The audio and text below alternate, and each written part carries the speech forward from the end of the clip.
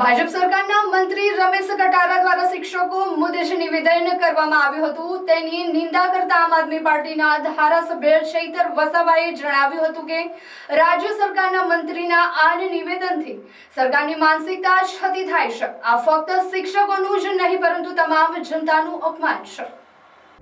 શિક્ષક ક્યારે સામાન્ય નથી હોતા, તેઓ સમાજ અને દેશનું ઘડતર કરનાર વ્યક્તિ હોય છે, માટે આ અપમાન સહન કરી શકાય તેમ નથી। મંત્રી દ્વારા એ રીતે ટોન્ટ મારીને કહેવામાં આવ્યું છે કે સામે બેસેલા શ્રોતાઓએ પણ તે નિવેદનને મસ્કરી સમાન ગણીને તાળીઓ પાડી। તો આ મસ્કરી એ ગુરુની છે કે જે બાળકોને કેળવણી આપે છે અને દેશનું ઘડતર કરે છે। જે પગાર પંચની વાત કરીને કહેવામાં આવ્યું છે કે ભૂતકાળના શિક્ષકો 200-500 રૂપિયામાં નોકરી કરતા હતા અને સારું શિક્ષણ આપતા હતા। તો મારે કહેવું છે કે એ સમયે મોંઘવારી કેટલી હતી અને આજે કેટલી મોંઘવારી છે એ જનતાને ખબર છે। ત્યારે કોઈ પણ સરકારી પ્રવૃત્તિઓમાં શિક્ષકોને કામ સોંપવામાં આવતું ન હતું। આજના શિક્ષકને તમામ કામગીરી સોંપી દેવામાં આવે છે, જેના કારણે તેઓ વર્ગખંડમાં રહી શકતા નથી। વધુમાં આમ આદમી પાર્ટીના ધારાસભ્ય ચૈતર વસાવાએ જણાવ્યું છે કે આજે શિક્ષકો વસ્તી ગણતરીમાં કામ કરે છે, BLO તરીકે ફરજ બજાવે છે, SIRના કામમાં પણ હોય છે અને જેના કારણે આજે શિક્ષણ ખાડે ગયું છે। શિક્ષકોની ઘટ હોવા છતાં ઘણી શાળાઓમાં માત્ર એક જ શિક્ષક હોવા છતાં એ શિક્ષક નિષ્ઠાપૂર્વક પોતાની ફરજ નિભાવવાનો પ્રયાસ કરે છે। ત્યારે સરકારના મંત્રીનું નિવેદન ક્યારે પણ ચલાવી લેવાય એવું નથી। ગુજરાત સરકાર અને આ મંત્રીને કહેવા માંગે છે કે જો તમે શિક્ષકનું સન્માન ન કરી શકો તો અપમાન કરવાનો કોઈ અધિકાર નથી। શિક્ષક મોંઘવારી, પોતાના કેરિયર્સ, પોતાના પેન્શન અને પોતાના હક અધિકારો માટે માંગ કરે તેમાં શું ખોટું છે? તો તમે કહ્યું છે કે શિક્ષકને 8મું અને 10મું પગાર પંચ આપીએ છીએ છતાં પણ તેમનું પેટ ભરાતું નથી અને તેઓ માંગણીઓ કરતા રહે છે।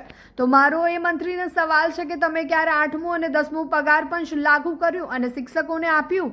મંત્રી રમેશ કટારા દ્વારા જે નિવેદન કરવામાં આવ્યું છે તેની અમે સખત શબ્દોમાં નિંદા કરીએ છીએ અને આ અપમાન અમે ક્યારે પણ સહન કરીશું નહીં અને આવનારા સમયમાં નિવેદનનો જવાબ ગુજરાતની જનતા ભાજપને આપશે। આ માત્ર ગુજરાતના શિક્ષકોનું જ અપમાન નથી, પણ આ ગુજરાતની તમામ જનતાનું અપમાન છે। શિક્ષક એ સાધારણ નથી હોતો, શિક્ષક એ સમાજનું ઘડતર કરનારો, રાષ્ટ્રનું ઘડતર કરનારો હોય છે। ત્યારે આ અપમાન ક્યારે સહન કરી શકાય એમ નથી। એ મંત્રીશ્રી દ્વારા એક એવી શૈલીમાં એવા ટોન મારીને વર્ણન કરવામાં આવ્યું જેના કારણે સામે બેઠેલા શ્રોતાઓ દ્વારા પણ એને મસ્કરી સમાન એમને આવકારી લઈને તાળીઓથી વધાવી લેવામાં આવ્યું। ત્યારે આ મસ્કરી એ ગુરુની છે। જે ગુરુ કેળવણી આપે છે, જે ગુરુ દેશનું ઘડતર કરે છે, એનું આ અપમાન છે। ત્યારે જે પગાર પંચની વાત કરવામાં આવી અને કહેવામાં આવ્યું કે આગળના ભૂતકાળમાં 200થી 500 રૂપિયામાં નોકરી કરતા હતા અને સારું શિક્ષણ આપતા હતા, ત્યારે મોંઘવારી કેટલી હતી એ પણ જનતાને ખબર છે ને આજે મોંઘવારી ક્યાં પહોંચી છે એ પણ જનતાને ખબર છે। ત્યારે કોઈ પણ સરકારી પ્રવૃત્તિઓમાં શિક્ષકને કામ સોંપવામાં આવતું ન હતું। આજની સરકારીની તમામ કામગીરીમાં શિક્ષકને સોંપી દેવામાં આવે છે, જેના કારણે શિક્ષક શૈક્ષણિક કાર્ય માટે વર્ગખંડમાં રહેતો નથી। એ વસ્તી ગણતરીમાં હોય છે, એ BLOની કામગીરીમાં હોય છે, SRની કામગીરીમાં હોય છે અને જેના કારણે આજે શિક્ષણ ખાડે ગયું છે। આજે શિક્ષકોની ઘટ હોવા છતાં, એક શાળામાં માત્ર એક શિક્ષક હોવા છતાં એની નિષ્ઠાપૂર્વક કર્તવ્યથી શિક્ષક ફરજ નિભાવવાનો પ્રયાસ કરે છે। ત્યારે આ પ્રકારનું જે એમનું નિવેદન છે જે ક્યારે ચલાવી લેવાય નહીં। અમે ગુજરાત સરકારને કહેવા માંગીએ છીએ, એમના મંત્રીને કહેવા માંગીએ છીએ, જો તમે શિક્ષકોનું સન્માન કરી શકતા ના હોય તો શિક્ષકોને અપમાન કરવાનો તમને કોઈ અધિકાર નથી। શિક્ષક એની મોંઘવારી, એરિયસ, એનું પેન્શન, એને મળનારા અધિકારો માટે, હક માટે એ માગણી કરી શકે, એમાં શું ખોટું છે? તો તમે કીધું કે શિક્ષકને 8મું અને 10મું પગાર પંચ આપીએ છીએ છતાં એમનું પેટ ભરાતું નથી અને માગણીઓ કરતા રહે છે।